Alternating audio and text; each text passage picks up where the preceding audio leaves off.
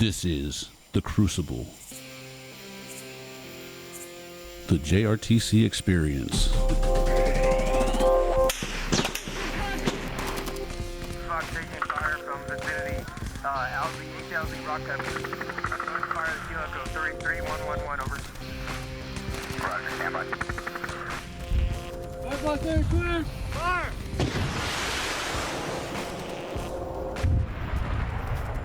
This is Light Fighter Lessons. In this series, we discuss infantry warfighting skills and lessons learned in a decisive action training environment for large-scale combat operations at JRTC. Hi, and welcome back to the Crucible. I'm Command Sergeant Major Bill Gallant, the Command Sergeant Major of Operations Group. I have 7 rotations as a training unit, and this is my 4th rotation as the Command Sergeant Major of Operations Group. Joining me today are Command Sergeants Major Young, Jaragoske, Cummings, and Absher, who will introduce themselves here shortly. And we are going to be talking about how non-commissioned officers are involved in planning, integration of fires, sustainment across all of the warfighting functions. So with that, I'll turn it over to Sergeant Major Young to introduce himself. I'm Sergeant Major Lucas Young, Infantry Task Force CSM. Got 28 years in the Army, 4 rotations as an RTU, and 10 rotations in position. I'm Sergeant Major Jaragoske. I'm the Brigade Command and Control Sergeant Major. I've been in the Army for 24 years. This is my 3rd rotation down here as an OC, and I have 5 rotations as a RTU. Command Sergeant Major Ed Cummings. Been in the Army for about 25 years. I have 4 rotations as an RTU. My name is Command Sergeant Major Robert Absher. I've been in the Army 24 years. I've done 8 rotations as a RTU and 4 rotations as an OCT. All right, and with that, we'll start off with Sergeant Major Jaragoske. How have you seen units effectively integrate non-commissioned officers into the planning process? Really, the big thing for the planning for the non-commissioned officer is being heavily involved with the course of action development. It's important for them to provide that ground truth of what's going on the battlefield, what they can see, what the feasibility of that course of action is, and then if that resourcing is available. Their experience at the squad and platoon level and that insight of them being as NCO helping with that planning. If you think about who our officers are that are typically on the brigade staffs and the battalion staffs, it's new lieutenants to the organization that are waiting for platoons or captains that are waiting for company command. So that experience that they have of being in the organization is what helps them see the feasibility of those plans and come up with any shortfalls that they can find during that. And Sergeant Major Young, since you've been here a while, how have you seen non-commissioned officers effectively integrated at the company level? At the company level, the non-commissioned officers, it's usually the platoon sergeants, first sergeants that come together that help assist with the plan as far as the feasibility, work out priorities of work, and TLPs directing what rehearsals need to be conducted and ensuring that they are executing those rehearsals to standard and then staying on timeline, Sergeant Major. And back to Sergeant Major Jaragoske, how can we help shape commanders' planning guidance through bottom-up refinement? Really, it's providing that feedback that they have of the feasibility, their experience on the ground, able to give them, is it realistic? Is the timeline realistic that we're going to meet? Where do we need to add space and fires, those resources, additional resources? How long does it actually take to conduct a water resupply, to get water from the water buffalo to the canteens for the soldier? How long does it actually take to prep MWE once you're getting to your objective, or what does green and set actually look like for those conditions to be checked? And it's providing that feedback back to the leadership so they can add that timing in that plan and be able to give it. What is the terrain actually like on the ground? What are the conditions, the status of that force, being able to execute that plan as they're planning it, and what needs to be given into that?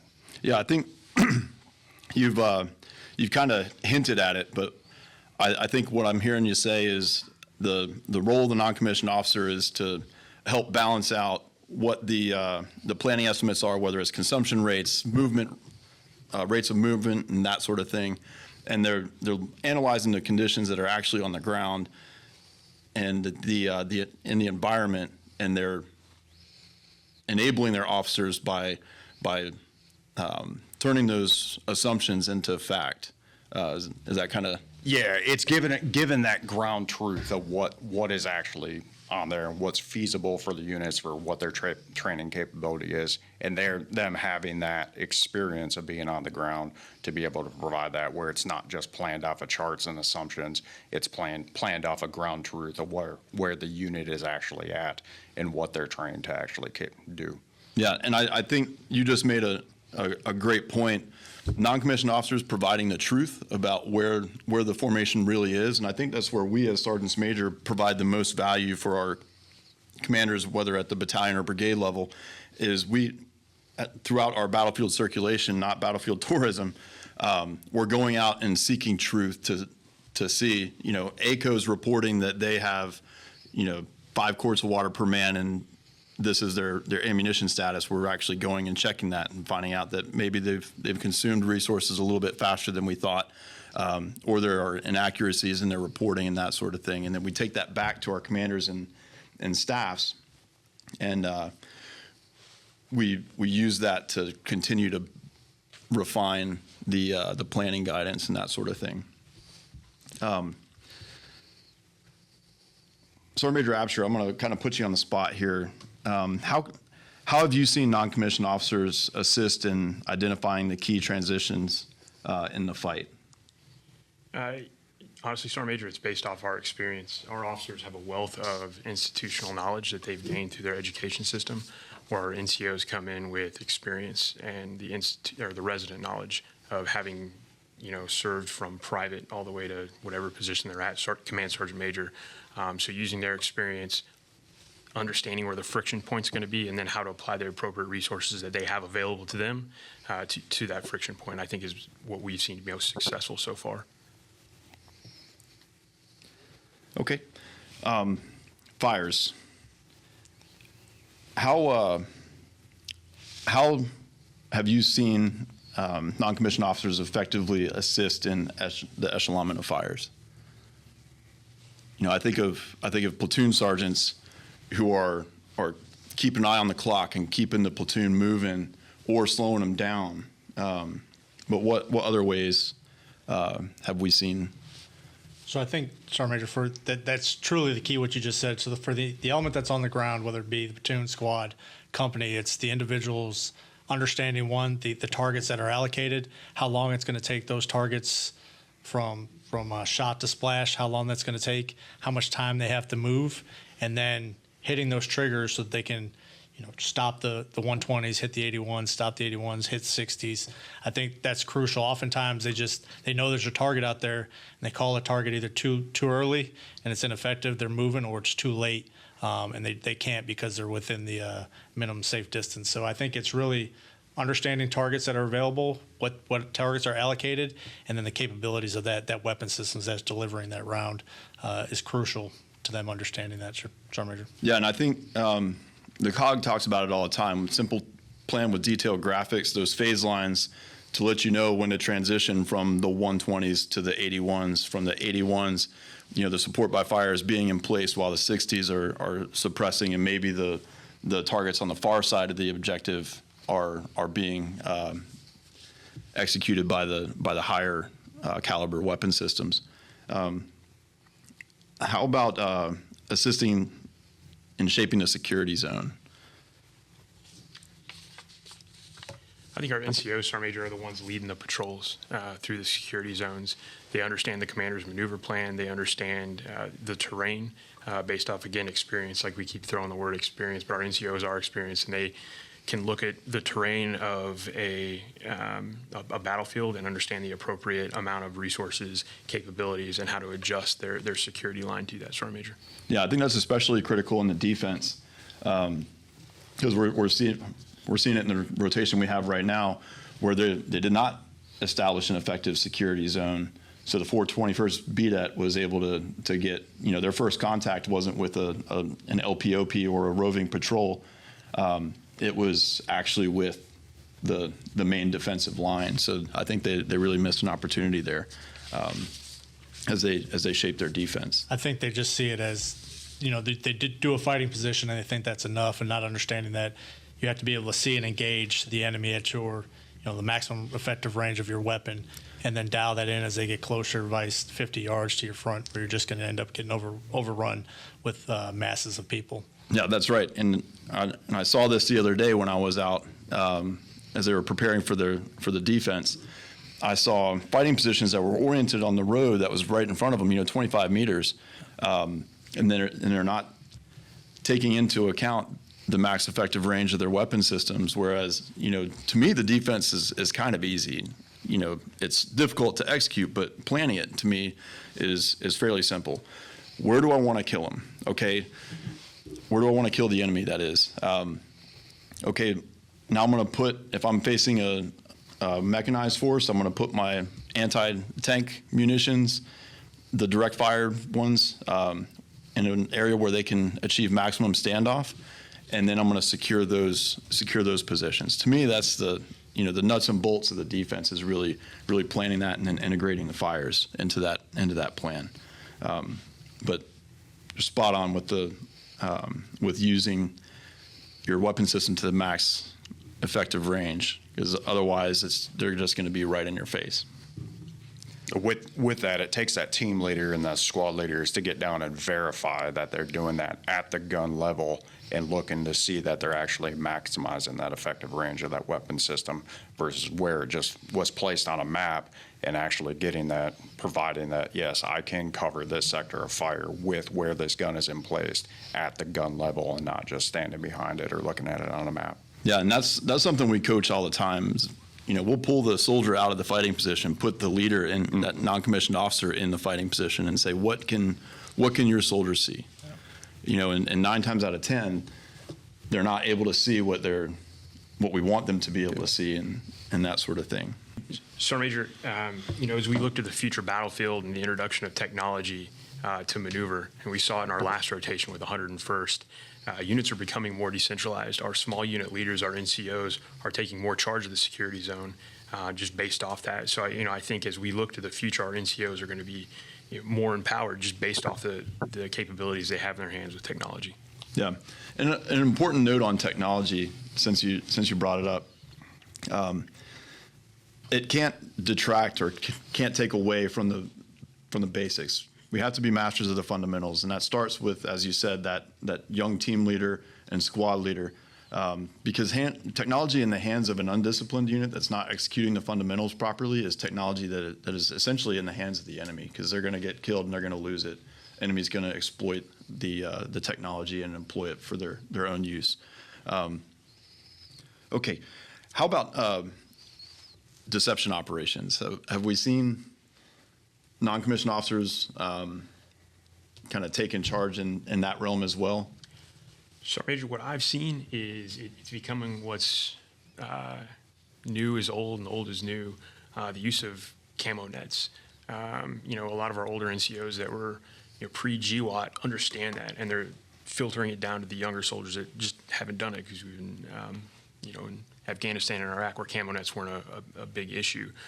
So I'm seeing a lot of that with deception, and now again with the introduction of technology and the Raspberry Pis, our NCOs have been crucial to that, because they know where to place them on the battlefield to have a successful deception plan. So I think mixed with a solid MDMP and an understanding of it and a good core of NCO teams, I think they're very crucial to that. Yeah, I know. When I came through with Devil Brigade back in 22, our field artillery unit actually put fake tubes out under the camo nets, set it up just like they would. And I think we're seeing a lot of that in Ukraine as well. I seem to remember for every Starlink, there are at least 20 or so fake Starlinks on the battlefield. And that's just one example of that.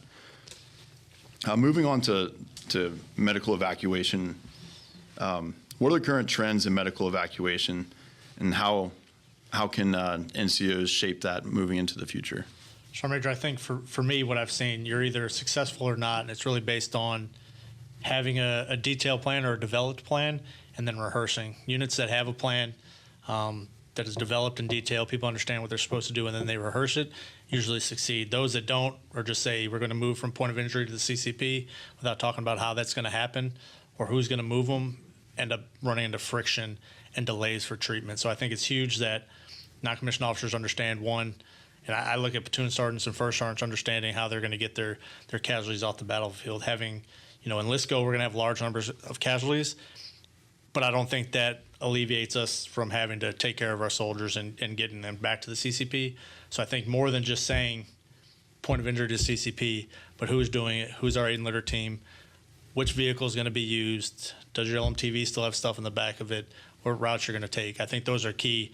And what I've seen here, the successful ones do that, and the ones that have struggled generally just hand wave the plan. Sergeant Major. Yeah, and one of the things that I saw rather frequently as a brigade command sergeant major was the first sergeant relegated themselves to the highest paid medic in the formation. To decrease the number of casualties that we're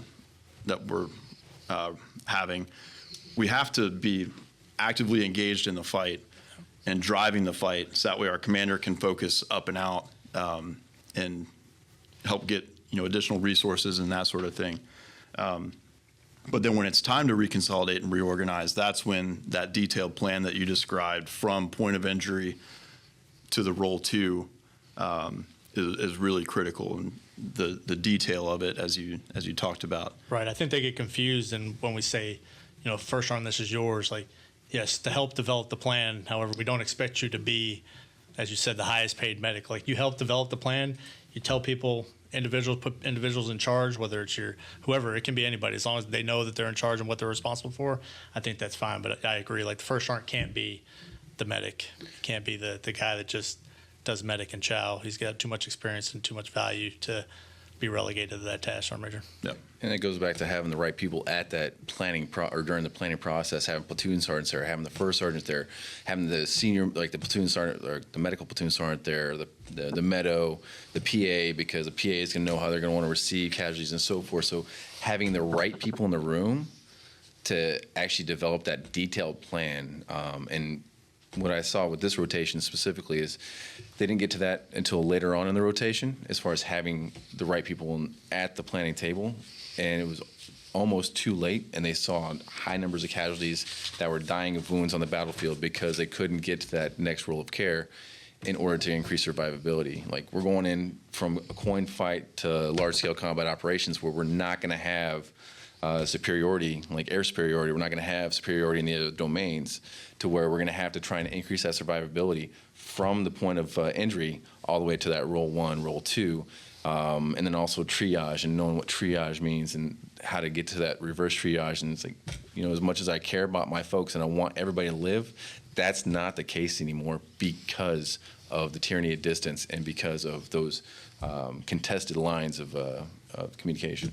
And that's where I think, as a Corps of non-commissioned officers, we can really drive the way of the future by focusing our medical training on more prolonged field care, right?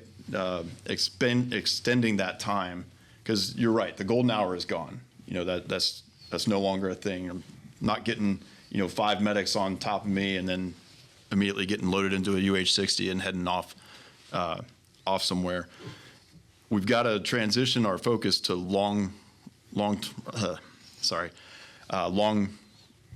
field care, and our medical staff has got to be able to do that. But it starts with our soldiers' ability to render that self-aid, and that's going to really increase their survivability. Caveating off of what Sergeant Major Cummings said on the senior NCOs being there for the planning, they also need to be there for the sustainment rehearsal as well, where we're actually going through it and they can point out that friction and talk through, and it gives them that ownership of that responsibility for the medical plan if they're there helping with that plan and through the rehearsal and can see the friction. Yeah, and to that point on senior non-commissioned officers attending the sustainment rehearsal, what I think has been a best practice from experience and observation is when, at the brigade level, they have first sergeants at the sustainment rehearsal. It's not just the sergeant's major.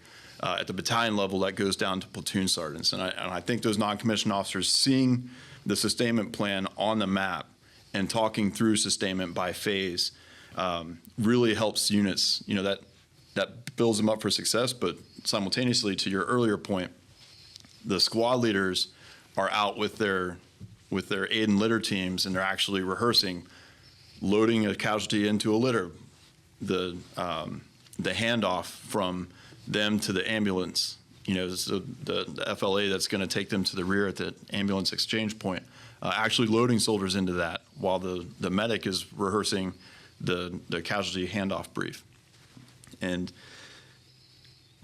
since you brought up the sustainment rehearsal, let's talk about one of my favorite things, the log stats. How can junior level leaders ensure disciplined logistics and effective log stats at the tactical level?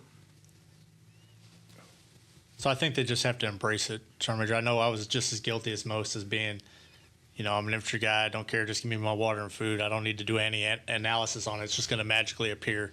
It's not the case, surprisingly enough. So I think it's understanding, one, how much you actually have, how much you can carry, what your capacity is, and then your usage so that you can, one, understand the log stat, what you're reporting on the log stat, so that the people can do the number crunching to determine your resupply, and then being good stewards of that, not just eating, you know, 4 MREs because you have them, or drinking all your water because you're thirsty and it's, you got a movement coming up. So I think it's being good stewards of our logistics or our sustainment resources, and then understanding it, how long it takes. So we always say how long it takes to get from, you know, Hippo or Water Buffalo into Canteen, and that's a process for. It takes a long time for a platoon. If that's your resupply plan, it's a long time. Or how many 5-gallon water cans you need to refill your platoon is just something that I think we as infantrymen tend to not think about until we're, sergeant first classes or platoon sergeants, and we realize hey, this is my job. This is what I'm supposed to be doing, and I got to make sure my soldiers have what they need. So I really just think it's the buy-in and understanding that. And the sooner you can get on board with that, the easier it'll be for you.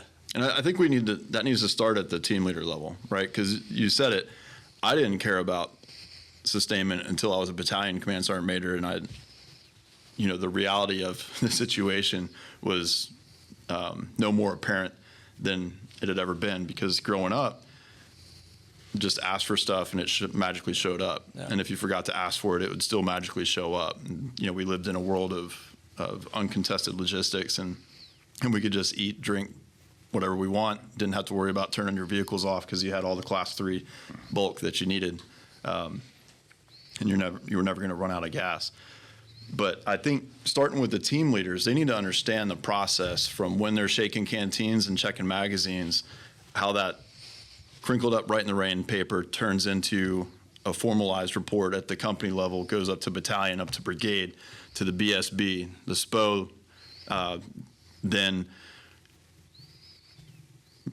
builds the plan to receive supplies from the CSSB. Then it goes down through the BSA to the forward support companies, then from them to company trains, from company trains out. And that process, it's a roughly 72-hour process. So we can forecast units running out of class 5, 3 or 4 days ahead of time, just based on their log stats and the effective execution of log syncs as well. What lessons have emerged regarding land management or terrain management in the sustainment posture? I think about we're kind of, to tee this off for you, we're starting to see a lot more cluster BSAs, so smaller footprints, but then that becomes a terrain management issue that battalions and brigades really have to focus on, because the same terrain that they're fighting for, so are the firing batteries and that sort of thing. Again, I think it goes to, it's the planning prior to getting out there. And I'll use this rotation for an example. Everybody showed up to the same location. The whole battalion, they went to one location, we had a huge mass of not only personnel and vehicles, which became, something that took several hours to get untangled. And as a result, we had, a CP in a position that couldn't talk to anybody. We had sustainment in an area that they couldn't fit all their vehicles in. And we had areas that couldn't be covered by everybody, so people were left without security. So I think it really goes into what I preach to the ops sergeant major, whoever's doing the recon of the area, whether it's a map recon or you're looking at imagery or you're on the ground doing the recon, understanding one, what you have going in, and then two, cycling that in as a process. Not just everybody shows up to the one point and then parks wherever they want to. I really think it's like everything here. It's got to be a simple plan with detailed graphics, and you detail where you're going to go. Not everybody gets to choose. This isn't choose your own adventure. You're going to go here because this is the best spot, one, for comms, and two, for survivability and hardening. So I think it's just the planning that goes into it, the rigor in the planning process, Sergeant Major. Yeah, and I think, you brought up a good point. I think you almost have to send a quartering party, right? Because when I think back to my brief time as an ops sergeant major, I was in a combined arms battalion, and it was my first time being exposed to tanks and Bradleys, and the pace of the fight is so much faster. So when I got back to a light formation, it was almost like watching paint dry. But as soon as we set up our talk, the first thing that I did was I talked with the S06 NCO, and we did some analysis on where we would likely have the best comms for our next jump. And then he and I, and occasionally someone from the 2 section, would drive out to that site, make sure, one, that we would fit, two, that our comms actually were what we thought they would be. And then we'd go back to the main. As soon as the XO's mic started squelching and we weren't getting clear traffic, that same party, we'd go out, and then we'd bring the vehicles in, we'd set up our main CP. And I think that was a really, really effective way of doing that. So as I transitioned into battalion command, I did that with my ops NCO. I would send him with a small party, and we would do the same thing. Let's transition to technology modernization and the fundamentals. What's the role of non-commissioned officers in bridging modernization and the fundamentals of warfighting? I know we've kind of talked a little bit about that, but I'd really like to hear some more thoughts. No, as far as the incorporation of the new technology, there's always going to be new technology. You'll have the nature of war and you have the character of war. Nature of war never changes. It's about attrition. Character of war is what's continually changing every single day with the new technology that's coming to the formation, from where it's the next generation squad weapon, UAS, and how we incorporate that in the fight. But what often happens is we get too reliant on that technology of being able to, I don't want to move until I can see what's in front of me, instead of doing an actual movement to contact where on the ground as my eyes work just as well. Or if I have a screen in front of me for my navigation, like how do I navigate from point A to point B with just a map and a compass? I remember once upon a time, many years ago, young Sergeant Cummings, a new piece of equipment came out, the PSQ-20s, and they got handed me this piece of equipment. I was like, oh crap, what is this? So I took that piece of equipment, I took the TM, and I read through the TM to learn about that piece of equipment. And then I took that TM and that piece of equipment to teach my soldiers.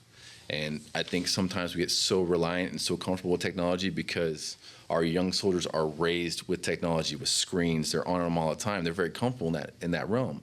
But what they don't know is how to troubleshoot that new piece of technology. So when they get the new piece of technology, pull out the TM, go old school a little bit, as they would say, get that book, read the book, learn how to troubleshoot, and then teach your soldiers.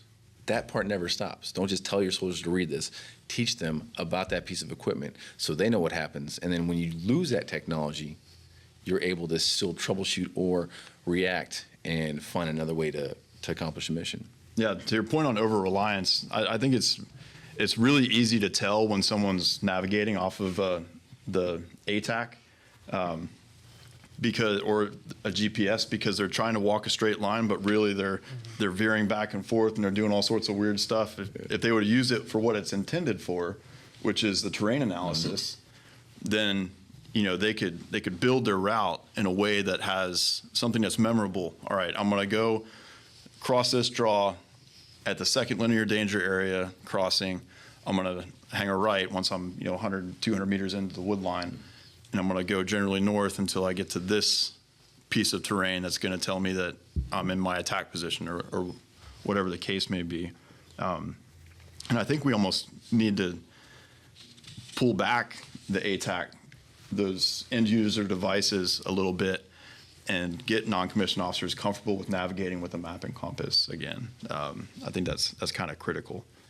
Caveat off of that, if you're relying on, or if your NCOs are involved with that planning process and they're planning those routes, that team leader who's walking point is there with the route planning as well. He's going to have that ownership, and he's going to feel more comfortable with that route and that navigating with the compass versus relying on that ATAC as well. So it kind of brings back full circle to get those NCOs involved in that planning process. Yeah, and I think sometimes, what I saw a lot at the battalion level, my scouts, for instance, they would build the route on ATAC, and then it would be open, and they would be trying to follow it, and I'd find myself crossing the same draw 3 or 4 times trying to get to the objective. So having them involved, but they've got to actually analyze the terrain, understand what they're moving through. That way, they're not relying on that device, whether it's an ATAC or a GPS. They're using that as confirmation. Think about when I went to Ranger School, when I thought I was in my objective rally point, I'd ask for a plugger hit, kind of dating myself, right? And you'd get a grid. You got one per patrol, and hopefully you were pretty close to where you thought you were. You could, Sorry. Go I ahead. was going to add to that a little bit too. I think a lot of times too is what they don't think is, well, with some of the technology is a sustainment tail. We talked about logistics already. You use that constantly. Your eyes are down. That's burning batteries. Just like you're burning batteries in your radio. So what is that consumption rate? Mm-hmm. And then what happens when you're going to lose it? And again, back to the planning process and tying into that, it goes to rehearsals. We talk about rehearsals, like how are you going to rehearse with your ATAC? Okay, this is when you want to pull your ATAC out and actually look at it to confirm, or it's there as a comfort item as opposed to a requirement. And then this is when you're going to make sure you have your compass and your map out to make sure you're navigating in the right direction. Rehearse with the technology, rehearse without the technology, and that's where senior leaders from team leader, squad leader, and platoon sergeant, first sergeant are making sure that happens at echelon. So they know and they don't get over-reliant on the technology. Again, being as comfortable as they are with technology, they get way too reliant on it. And so take it away from them, just like parents take stuff from the kids. Yeah. So that kind of dovetails nicely into our next question. How do non-commissioned officers ensure training on advanced systems doesn't erode basic soldiering skills? And you kind of touched on it earlier, but I'd really like to tease that out a little bit more. So again, it just goes back to letting them know how to use, or teaching them how to use a compass and a map. I mean, I had a basic training battalion, and so I saw what got taught in basic combat training. They do land nav, but as far as their comfort level as a soldier, that's where the team leader comes involved to teach them that land navigation, whether it's in Area J or somewhere else, depending on their location. It gets them more comfortable with not using technology. And it really boils down to that comfort level as far as ensuring they keep their head out of the ATAC and that they understand what's supposed to happen as instead of what they want to happen, if that makes sense. I think they got to train, just like you said, train without it. One of the impressive things I've seen here in one of the rotations was an element, a platoon-sized element that moved 14 clicks without having broken squelch or pulled out, turned on any of their ATACs or their GPS until they were on the objective, in which case they blew everything up. And that was impressive. It was just with hand and arm signals and map recons and moving with compass and a map, and 14 clicks, and they moved pretty quick. That was extremely impressive. We don't see that very often now, and again, I think in the training part of it, you have to take it away from them. Like, absolutely train them on the capabilities and make sure that they're masters of it, but then take it away and get both sides of it so you're not lost, or that you ensure you have a compass. I don't know how many times I've asked leaders if they even have a compass and they don't have a compass. So I think it's just it's important. Technology is great, and it does a lot of awesome things. One, we have to train on it, and two, we've got to be able to operate in a degraded environment where those things are taken away from us, Sergeant Major. Yeah, go ahead. I think there's a fine line, though, not to be argumentative, but I'm gonna.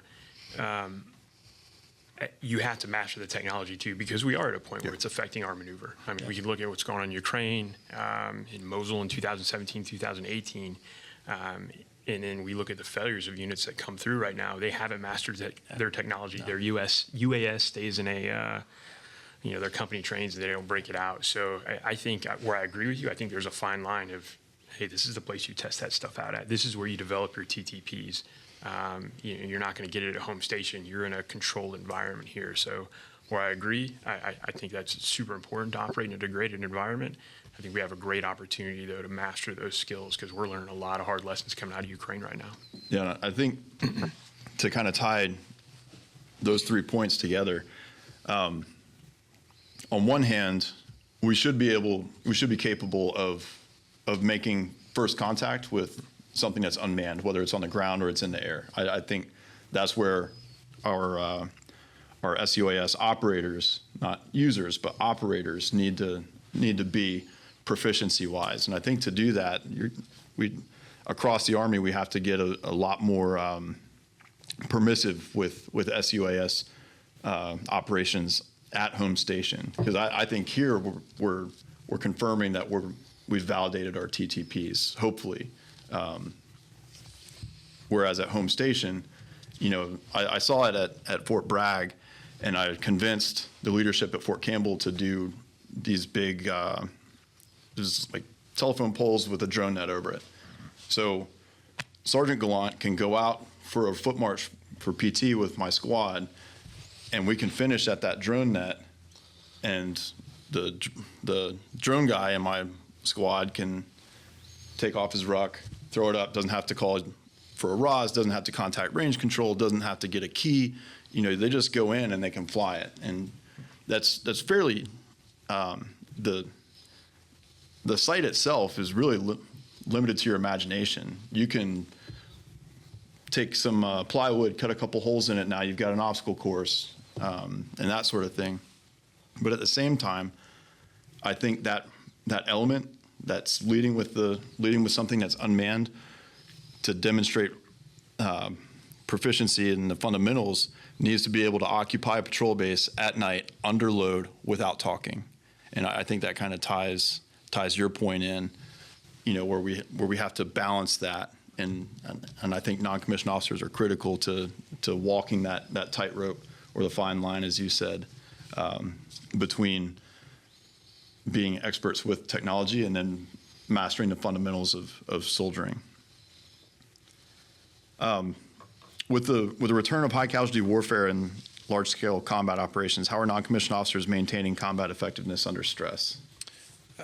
We talk about it a lot here. We talk about mindset.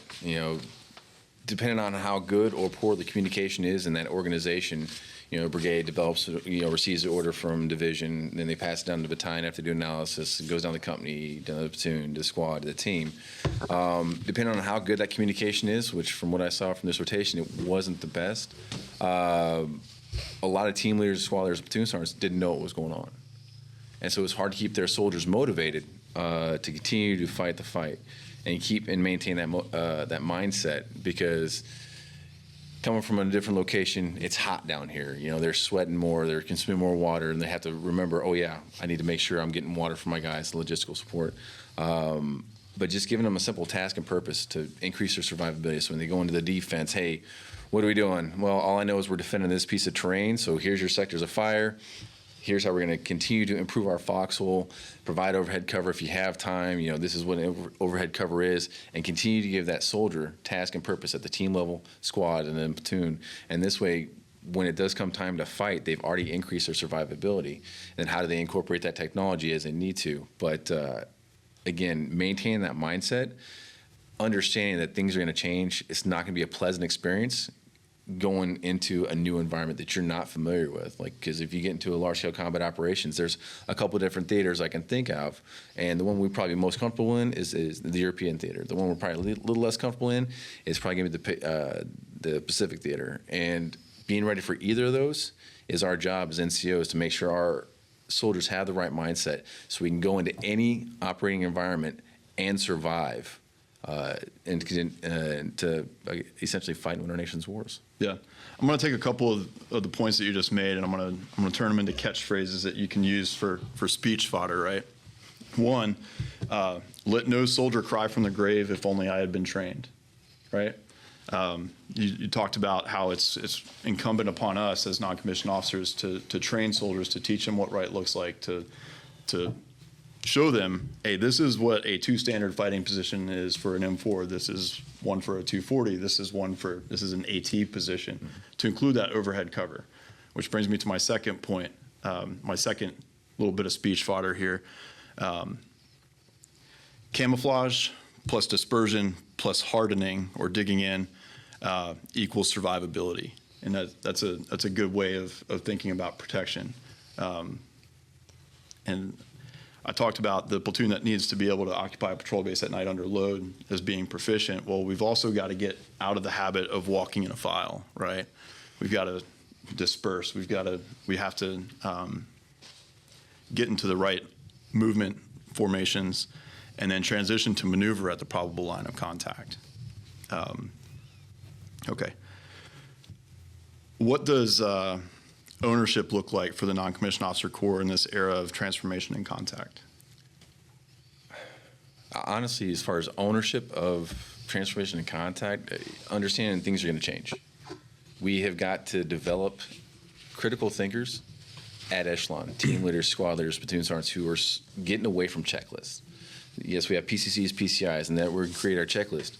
But what happens when we get into an environment where that checklist doesn't apply? You know, we studied for the European theater, but now we're in the Pacific theater. How can we use those same TTPs, those same SOPs to be lethal in both? So I think it really just boils down to teach, but build creative thinkers, creative thinking soldiers, team leaders, squad leaders, platoon sergeants, first sergeants, who understand hire's intent, so that when the plan comes to a stop because the enemy has a vote, they're able to continue to fight on and take the objective. Yeah, and that triggered a thought that I meant to discuss a little bit earlier. You talked about with explaining the why to soldiers, right? And when I think back to Private Gallant, I never got told why. And I had that same, well, I'm sitting here and I'm pointing my weapon that way, and when the enemy comes, I'm going to shoot at him. You know, I didn't understand why. If you explain why, or the commander's intent, right? You explain why we are doing exactly what we're doing right now. That enables creative thinkers to exploit opportunities to further advance on the commander's initiative. And I think that's critical in our line of work. And we have to, I think we're seeing this across the Army, is more and more leaders typically at our level are starting to think, well, I didn't like it when I didn't understand why, and I didn't put much initiative into anything when I wasn't told why. And now I've got to teach my non-commissioned officers to start with why. You know, there'll be times that you don't have the opportunity, right? You'll find yourself in a situation where you have to issue a direct order and be very prescriptive. Soldier will execute. But to the best of your ability, if you can explain why, then they can take what you thought your desired outcome was and make it even better. Any other thoughts on that? I agree, Sergeant Major. I think it goes to, if you know the why, then you understand. It's kind of like a back brief without doing the back brief. You understand why we're doing something, so you can articulate, or you can have the buy-in. Hey, this is what we're doing, and it's easier to say than just because I said so. I think it's crucial. Again, we operate in the environment we live in, and it's an environment of information, and everybody wants it, which is fine. And I think sharing what we have, people understanding the why we're doing what we do, what the purpose is behind it, what the commander's intent is, it enables people to get the buy-in. And then, it's just effort and attitude, like the COG says. Like, I think if you put forth a little bit of effort and you have a good attitude, You won't be defeated by, the small mishaps or the changes. You can adapt, transition, shift directions, and keep moving forward. So I think it's crucial that you give them the why. Like, it's sometimes, like you said, you're going to be in a firefight. Like, why does it matter so much? But, this is why we're digging in right here. Or this is why it's a good idea to see past 50 meters on your defensive position. I think it helps them. We groom the next leaders that way too, because they understand, like, okay, now when he's a team leader, he'll be able to explain that to his soldier as well.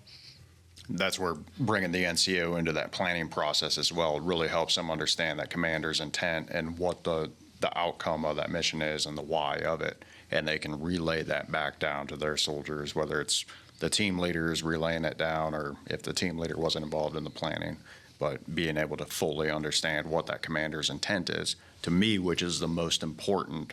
I think that's the most important thing for a soldier to understand from the mission from the plan, is because it gives them, they know what the outcome is and they can drive through with the changes in the plan once the enemy has its vote to be able to accomplish what that mission is and achieve that commander's intent. Yeah, I think it's critical for us as senior non-commissioned officers to determine where that information cutoff is. Because at the battalion level, I discovered it was right around the platoon sergeant level, and that's information going down and coming up. So I made it a habit to ask soldier, not non-commissioned officer, but junior soldier, what was going on, why we were doing something, and hold those platoon sergeants accountable when they weren't disseminating information. But that's something we can do during our battlefield circulation to make sure that information is going all the way down to the individual soldier.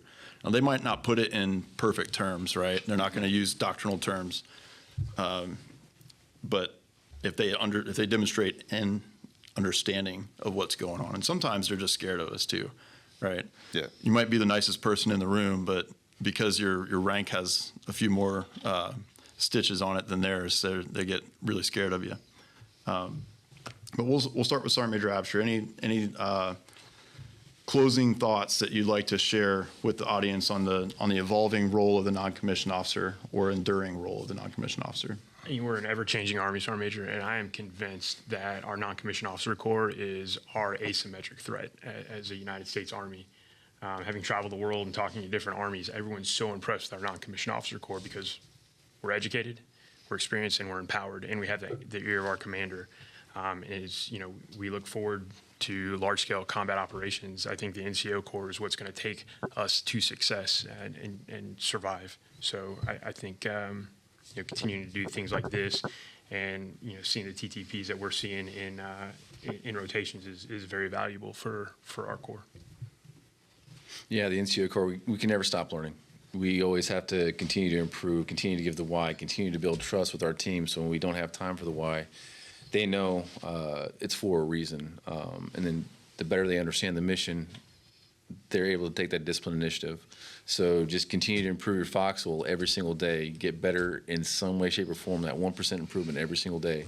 As a non-commissioned officer, whether you're team leader, squad leader, platoon sergeant, first sergeant, CSM, it doesn't stop. It never stops. If you stop learning, you're going to stop progressing. You're going to stop growing as an individual, as a leader. And we owe it to our soldiers to ensure we can maintain our ability to fight and win a nation's war. Kind of go off your thread as far as quotes, like Ronald Reagan is one of my favorite presidents. And he said, freedom is only one generation away from extinction.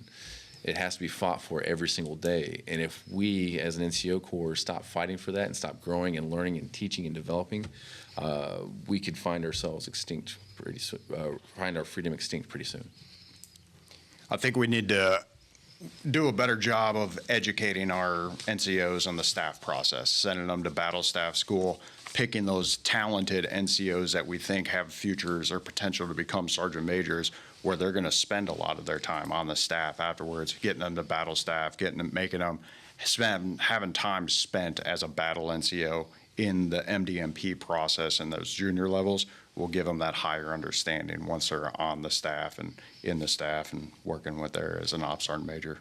Yeah, that's something that we coach pretty heavily in the leaders training program when units come before they come for a rotation, is they should strive to do a full turn of MDMP with just their non-commissioned officers, not the staff primary. The staff primary can can be over the shoulder kind of helping them out. But if non-commissioned officers are actively involved in that process and they've done it, they have experience with it, they're relevant, as you said, then those are the most highly effective staffs. Sergeant Major Young? Yeah, so those are all going to be hard to follow. I'll just hit off all three. So one, I think staff NCOs have to demand their seat at the table, and they have to be value added, right? If you sit at the table and you don't know what you're talking about, then you'll never get an opportunity to talk again. So I think we demand that, and we ensure that we are heard when we speak, and then it's our job to steward or develop the next iteration of non-commissioned officers.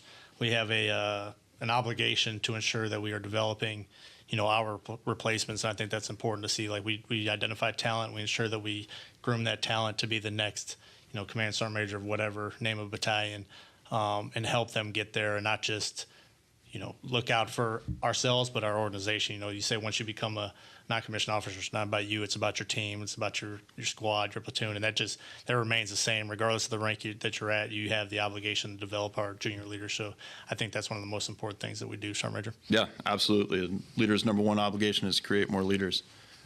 Should always be seeking to train your replacement. I'm a huge Alabama football fan. I have been since the Sugar Bowl back in '93 when they beat Miami. But Alabama can play some scrub team, say from Knoxville, Tennessee, and lose on a Saturday, and the world keeps moving, right? Unlike the University of Alabama football team, when we take the field, one, there are no referees controlling the play. There's no set time limit. We don't know when something's going to be over. And most importantly, our nation relies on us as an Army to win. And it's, it's a non-starter to go out and lose. And I think critical to all of that is the enduring and evolving role of the non-commissioned officer. And I hope the audience takes that from this. Thank you for joining us on the Crucible. Until next time, lead hard, train harder, and we'll see you in the box. Thank you for joining us on The Crucible, the JRTC Experience. The Joint Readiness Training Center is the premier Crucible training experience. We prepare units to fight and win in the most complex environments against world-class opposing forces. We are America's leadership laboratory. Again, we'd like to thank our guests for participating. This podcast was created and produced by Mr. John Mabes. Executive producer is Lieutenant Colonel Drew Zabriskie. It was recorded by Captain Jermaine Branch and edited by Mr. Travis Boyle. Series intros were built by Chief Thomas Rich, and vocals were done by Mr. Robert Chopper. Special thanks to Mr. Jeff England and the Fort Johnson Public Affairs Office. Be sure to like and follow us on social media to keep up with the latest warfighting TTPs learned through the Crucible that is the Joint Readiness Training Center.